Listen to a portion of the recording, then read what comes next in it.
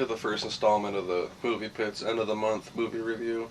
Um, Hopefully now my schedule will start to get back to normal again. I'm going to try not to keep this too long, so I'm just going to kind of run through the movies. But let's get starting with number one for the movies to see, or starting with the top three movies to see this month.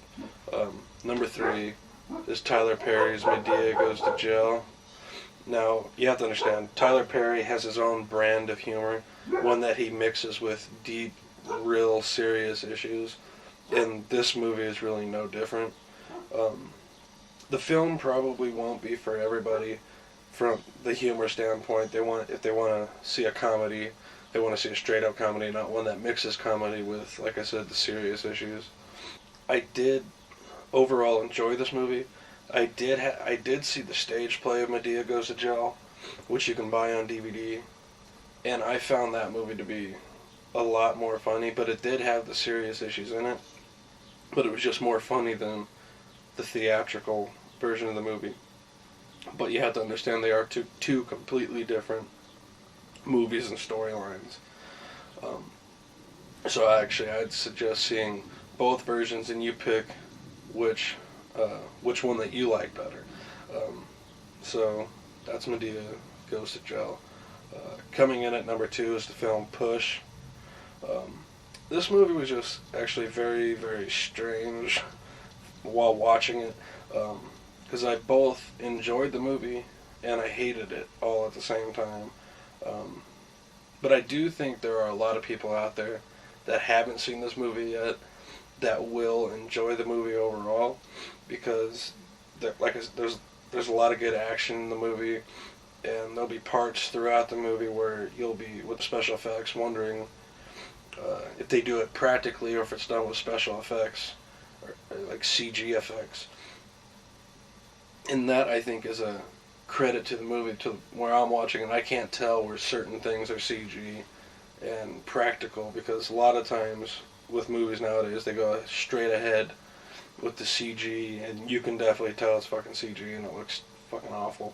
Now, I have to say that you will have to go into this movie with kind of an open mind, but chances are that if you're going to the theater to see this movie, you know enough about it to know what you're actually walking into.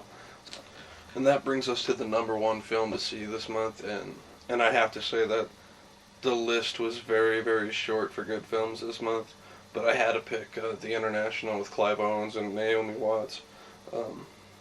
This film is what people are calling a globetrotter, because it jumps from location to location around the world so much that it's kind of hard to really keep track of everything. And I must say that, in general, that the storyline in this book is so hard to keep track of that halfway through the movie I just kind of gave up trying to figure out what's going on, and just kind of paid attention to all the action sequences, one of which is a great bloody shootout at the famous Guggenheim Museum in New York. And the replica of the museum that they built for the movie was fucking amazing. Flawless in every way, shape, and form. Clive Owen and Naomi Watts do great jobs in this film, but I have to say I think that Naomi Watts' character was really, really underused in the movie. I kind of expected more from her, being like the second credited actor in the film. Well, really all I have left to say is that it's a pretty damn good and decent action thriller, but it doesn't even come close to like last month's Taken with Liam Neeson. But it was the best movie that I saw this month. Now let's look at the films to stay away from that came out this month, and I have to say with this was a very, very long list, but I was able to cut it down to two. But I have to say right now, I haven't seen the new Street Fighter movie that came out yesterday, but I have a feeling that if I had seen it, it would have made this list and made it very, very quickly onto it. So coming in at number two for films to stay away from is actually the Pink Panther 2. I really couldn't believe when I heard that they're going to make a sequel to this movie. With the response that the first film got, there's nothing really against Steve Martin himself. He's a great actor and a great comedian. But this particular series of film is really hurting his credibility at being able to choose roles, in my opinion. I'm not really going to go much into this movie because it was just bad. I didn't like it any way, shape, or form. The best way I can put it is that the first Pink Panther flick remake was a piece of shit, and this was a piece of shit that wasn't done quite as well. And that, more or less, is going to bring us to the number one film to stay away from. And I think that you all know what it is that I'm going to pick. Friday the 13th takes a trophy for being the biggest piece of shit that came out this month.